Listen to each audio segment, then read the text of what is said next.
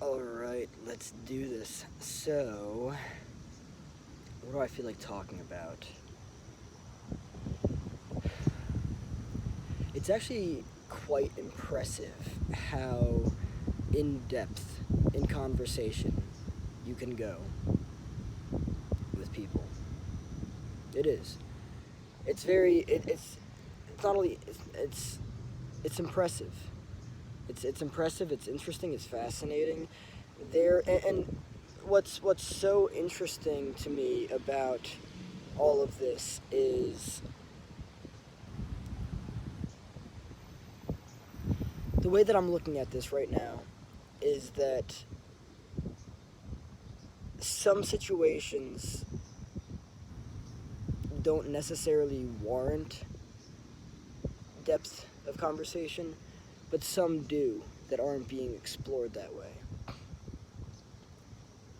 And the lack of exploration in the necessary means, in the necessary situations, leads to some serious fucking downfall for a lot of people. And that's a huge issue. It's a huge fucking issue. Because when you don't explore what needs to be explored,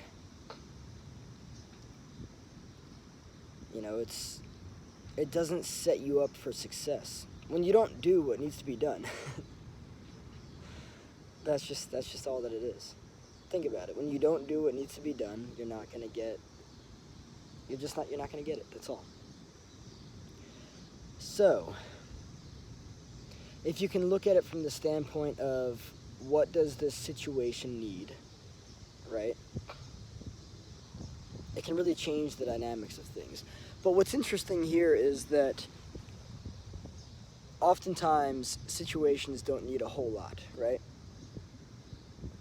And the more you give to situations that don't need a whole lot, the more complicated you can make the situations.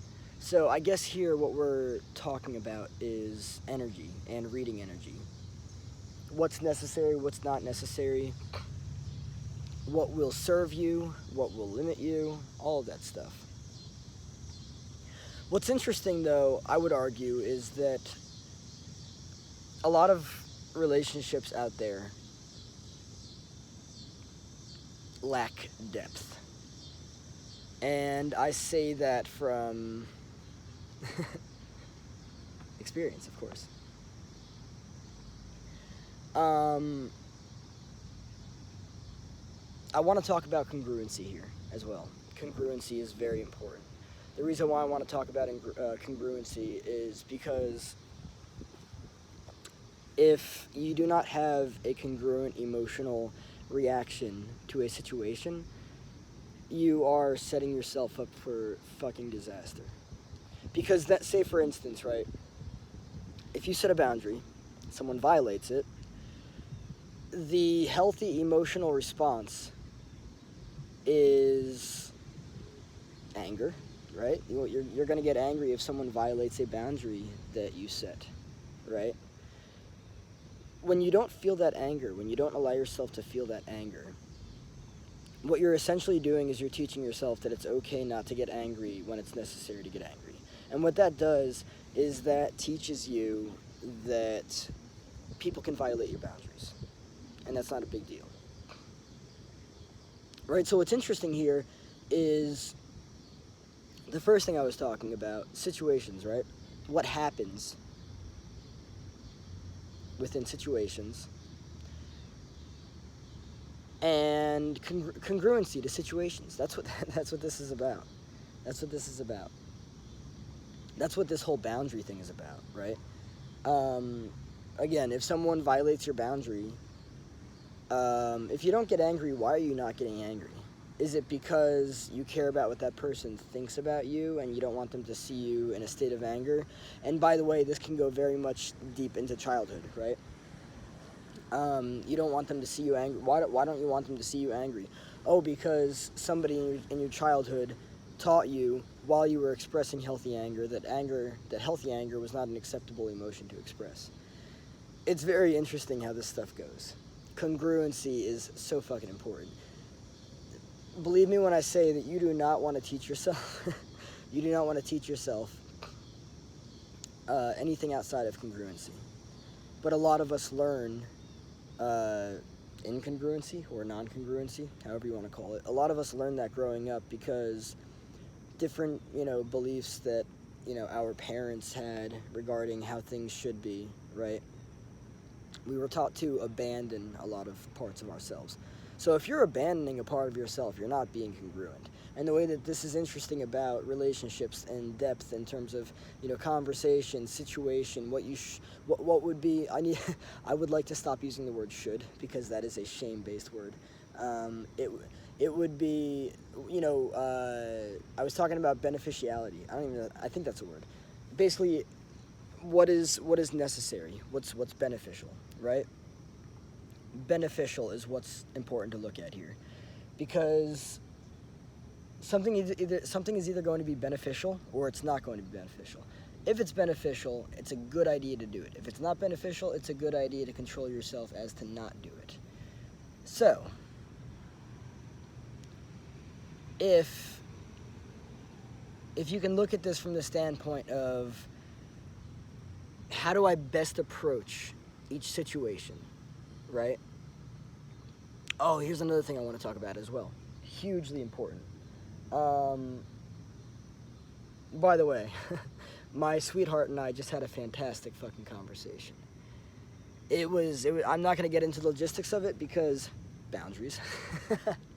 But a part of me wants to argue. Never mind, I'm not going to get into that. I'm just going to say that I'm really grateful. Again, boundaries. But, when it comes to situations, when it comes to, relationships, you're kind of juggling a balance of different things, right? You're juggling a balance of different things because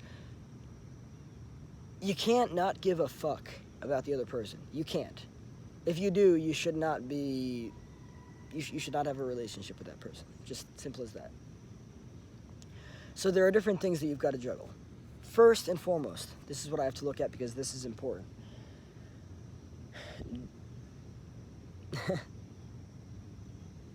Please, no, I'm trying to figure out how to say this to the best of my ability. You need to stop abandoning yourself. If you're someone who abandons yourself for others, if you're someone who, sacrifices yourself, this is how this works. Here we go. Here's an example of how to sacrifice yourself, or I should say sacrifice the self, right? If you're in a situation and something happened and your emotional response to it is anger, and somebody in that situation, doesn't matter how many people are there, somebody in that situation says to you, come on, don't get angry. If you're someone who has a tendency to sacrifice yourself, because you care so much about what other people think, what you're going to have a tendency to do in those situations, or in a situation like that, is to kind of take on this thought process. Oh, they really wouldn't like it if I get angry. Or they don't like that I'm angry. So therefore I have to sacrifice self.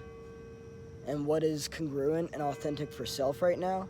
To express healthy anger, which is what I'm doing. But this person doesn't like it.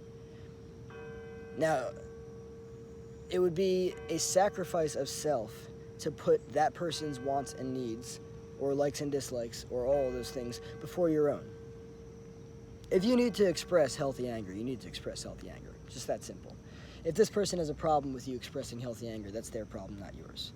And so, them coming to you and being like, oh, you don't need to, come on. No, get the fuck out of here. So, regarding situations, there are many different things that you need to take into consideration here. The self and the other.